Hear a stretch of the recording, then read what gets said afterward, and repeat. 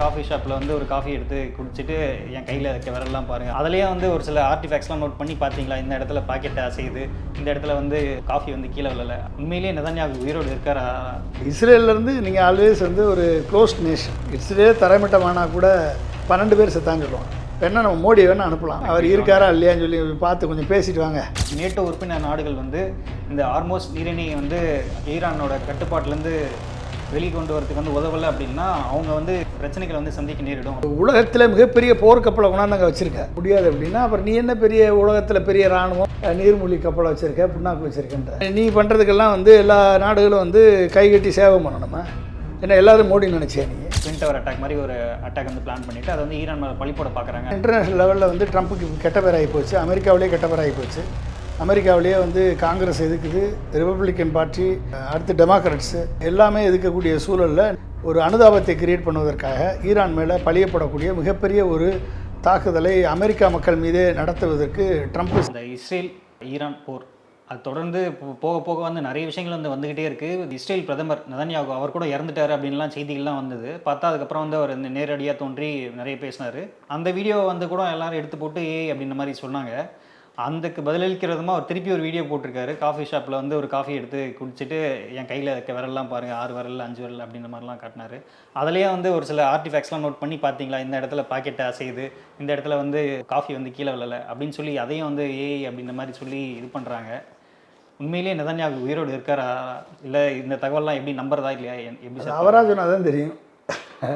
அவராக வந்து ப்ரெஸ் மீட்டில் இஸ்ரேல்லேருந்து நீங்கள் ஆல்வேஸ் வந்து ஒரு க்ளோஸ்ட் நேஷன், நீங்கள் எத்தனை பேர் செத்தாங்கன்னே வெளிப்படையாக சொல்ல மாட்டான்.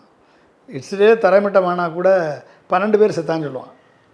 ஒட்டுமொத்த இஸ்ரேலுமே இன்றைக்கி டெல்லவிவே தரைமட்டமாக ஆகிருச்சு. பட் ஆனால் அவங்களுடைய டெத் கவுண்ட்டு பாருங்கள் ரொம்ப கம்மியாக இருக்கும்.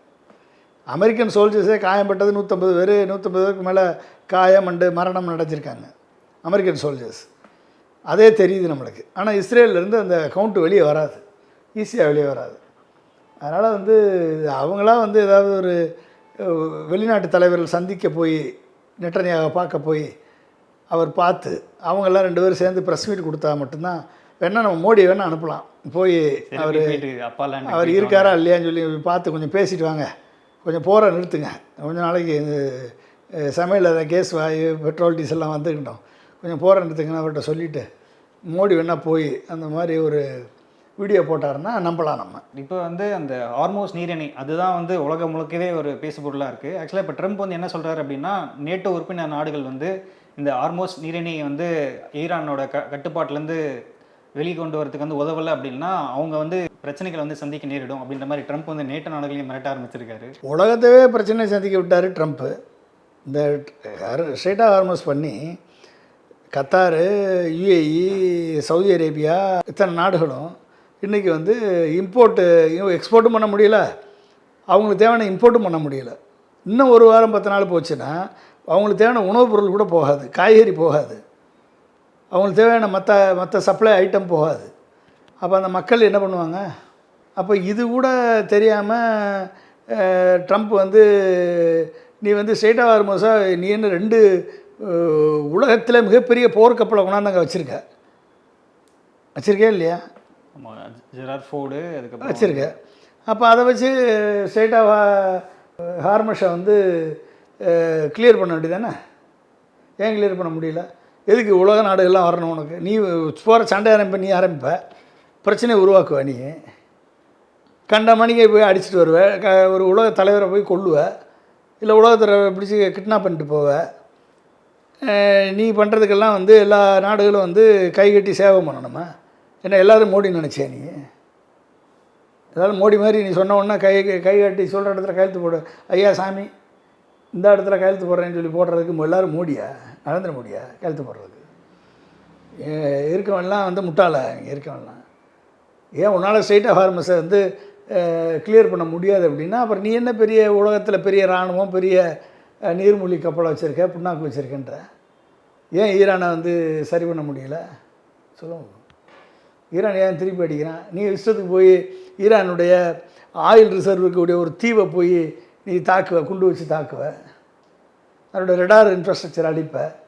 அவன் பார்த்துட்டு சும்மா இருப்பானா? திருப்பி அடிப்பான். திருப்பி அடித்தானா என்ன பண்ணான்? நல்ல வேளை சிவிலியன் பகுதியில் டெப்ரிஸ் தான் விழுகுது, சில இடங்களில் மிஸ்ஃபயர் ஆகுதுன்னு சொல்கிறாங்க. ஆனால் டெப்ரிஸ் விழுதுறதுனால ஓரளவுக்கு மிடில் ஈஸ்ட் கண்ட்ரிஸ் தப்பிக்கிறாங்க. ஆனால் எவ்வளோ நாளைக்கு இந்த எம்பார்கோவை தாங்குவாங்க?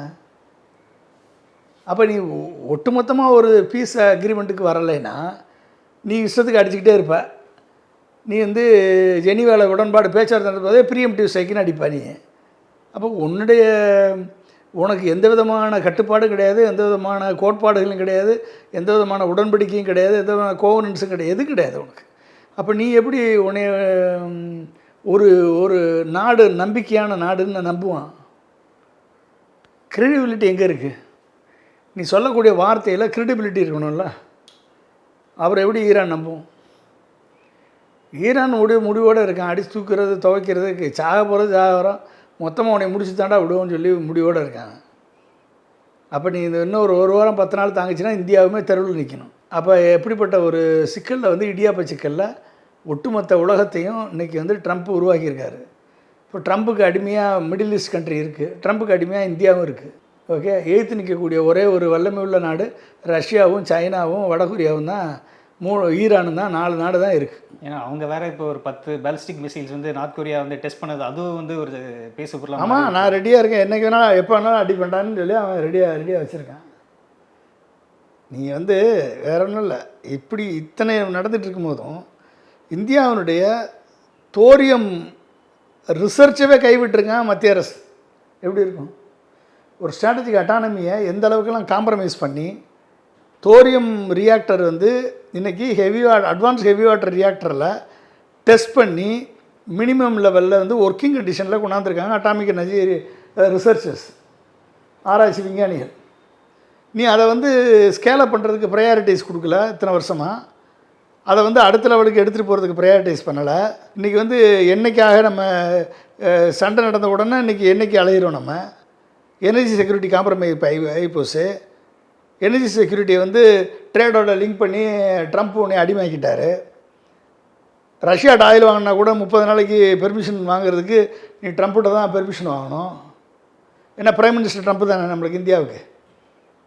இப்படிப்பட்ட நிலைமையில் நீ தோரியம் ரியாக்டரவே நீ வந்து கைவிட்டே அப்படின்னு எப்படிப்பட்டாலும் நான் எவ்வளோ நாளாக சொல்லிகிட்டு இருக்கோம். கிட்டத்தட்ட நானும் ஒரு 10 வருஷமாக 20 வருஷமாக டாக்டர் கலாம் சொல்லிகிட்டு இருக்கார், தோரியம் ரியாக்டரை நம்ம அட்வான்ஸ் பண்ணணும், ப்ரையாரிட்டைஸ் கொடுங்க, ஃபண்ட் அலாட் பண்ணுங்கள், ரிசர்ச் அட்வான்ஸ் பண்ணுங்கள். இன்றைக்கி வந்து அட்வான்ஸ் ஹெவி வாட்டர் ரியாக்டரில் நம்ம தோரியம் வந்து இரேடியேட் பண்ணி யுரேனியம் 233 உருவாக்கி மோர் மிசைல் மெட்டீரியல் உருவாக்குற அளவுக்கு டெக்னாலஜி அப்கிரேட் ஆயிடுச்சு. ஆனால் அதை வந்து நீ கமர்ஷியல் ஸ்கேலுக்கு கொண்டு போகிறதுக்கு ப்ரையாரிட்டைஸ் பண்ணாமல் தோரியம் ரிசர்ச்சவே கைவிடுறான். Thorium is not a fuel அப்படின்னா என்ன ஆகும்? அப்போ யாருக்காக நீ இந்த திட்டத்தை கொண்டாட? நீ தோரியத்தை வந்து யூஸ் பண்ணக்கூடாதுன்னு. India is the second largest thorium reserve next to Australia. We have only 10,000 tons of uranium. நம்ம நியூக்ளியர் ஃபியூயல் சைக்கிளுக்கு நம்ம வந்து நியூக்ளியர் 1 to 3 அக்ரிமெண்ட்டு மன்மோகன் சிங் கவர்மெண்ட் இருக்கப்போ போட்டு அக்ரிமெண்ட் போட்டு தான் நம்ம யுரேனியத்தை வாங்கி இன்றைக்கி நம்ம வந்து ரியாக்டர்ஸை ரன் பண்ணிகிட்ருக்கோம். நியூக்ளியர் நான் ப்ரொலிஃபரேஷன் ட்ரீட்டியை நம்ம சைன் பண்ணலை. நம்மகிட்ட புளுட்டோனியம் இருக்குது, நம்மளால் nuclear weapon state India. But இருந்தாலும் no first use policy declare பண்ணியிருக்கோம். இன்றைக்கி தோரியத்தை நம்ம வந்து விட்டோம்னா, தோரியத்தை வந்து மத்திய அரசு கைவிட்டுச்சு அப்படின்னா 250 ஆண்டுகளுக்கு தோரியம் இருந்துச்சு அப்படின்னா யாரை நம்பி, பெட்ரோலை நம்பி நம்ம இருக்க தேவையில்லை, டீசலை நம்பி இருக்க தேவையில்லை, அணுமின்சாரத்தை நம்பி நம்ம வந்து இந்தியாவை வந்து வழிநடத்தி சொல்லி போயிட்டே இருக்கலாம். ஆனால் அந்த பாத்திலேருந்து விலகி தோரியத்தை வந்து அபாண்டன் பண்ணுறாங்க, தோரியம் ரியாக்டரை, தோரியம் ரிசர்ச்சை அபாண்டன் பண்ணுறாங்க மத்திய அரசு அப்படின்னா இது எப்படி ஏற்றுக்கிறது? அப்போ எப்படிப்பட்ட ஒரு காம்ப்ரமைஸ் பண்ணி இந்தியாவினுடைய ஸ்ட்ராட்டஜிக் நியூக்ளியர் எனர்ஜி செக்யூரிட்டியை, எனர்ஜி இண்டிபெண்டன்ஸை நீ காம்ப்ரமைஸ் பண்ணக்கூடியவராக ஒரு பிரைம் மினிஸ்டராக வச்சுருக்கோம் அப்படின்னம்னா எந்த அளவுக்கு வந்து இந்தியா ஒரு டேஞ்சரில் இருக்குது, ஆபத்தில் இருக்குன்றதை நீங்கள் தெரிஞ்சுக்குங்க. அப்போ நீ வந்து இது அபாண்டன் பண்ணினா என்ன அர்த்தம்? அதானி வந்து நம்ம தோரியம் தாது மணப்பொருளில் நெல்லை மாவட்டத்தில் கொள்ளையடித்து எக்ஸ்போர்ட் பண்ணாங்கல்ல, அது மாதிரி வந்து செகண்ட் லார்ஜஸ்ட் ரிசர்வ் தோரியத்தை நீ வெளிநாட்டுக்கு ஏற்றுமதி பண்ணி கொள்ளை லாபம் அடிக்கிறதுக்காக இந்தியாவுடைய ஸ்ட்ராட்டஜிக் அட்டானமியை காம்ப்ரமைஸ் பண்ணி, ஓகே, நம்மளுடைய எனர்ஜி செக்யூரிட்டியை, எனர்ஜி இண்டிபெண்டன்ஸை காம்ப்ரமைஸ் பண்ணி இப்படிப்பட்ட ஒரு சூழலை எடுத்துக்கிட்டு இருக்காரு நரேந்திர மோடி. அப்போ எப்படிங்க நீங்கள் வந்து Anil Kakodkar, one of the director when atomic weapon state test நடந்தப்போ, இப்போ அப்துல் கலாமும் சிதம்பரமும் பண்ணுறப்ப பார்க்குடைய டைரக்டராக இருந்தவர் அனில் கக்கோட்கர். பின்னால் அவர் சேர்மனாக இருந்தவர் அனில் கக்கோட்கர். அனில் கக்கோட்கர் இதை எதிர்த்து நீ மோடி செய்கிறது தவறு என்று அட்டாமிக் எனர்ஜி சயின்டிஸ்ட் இன்றைக்கி அதை எதிர்த்திருக்காங்க. இதை வந்து அபேண்டன் பண்ணக்கூடாது என்று தங்களது வலிமையான கண்டனத்தை பதிவு செய்திருக்காங்க. அப்போ இந்த கண்டனம் இன்றைக்கி அரசியல் இருக்கக்கூடிய அனைத்து முதலமைச்சர்களும் இதுக்கு அனில் கக்கோட்கரின் குரலுக்கு ஆதரவாக பேசணும், ஆதரவாக செயல்படணும். மத்திய அரசு தோரியம் ரிசர்ச்சை அபாண்டன் பண்ணுறதை ஏற்றுக்கொள்ள முடியாது. இது இந்தியாவின் எனர்ஜி செக்யூரிட்டியை காம்ப்ரமைஸ் பண்ணக்கூடிய நிலை.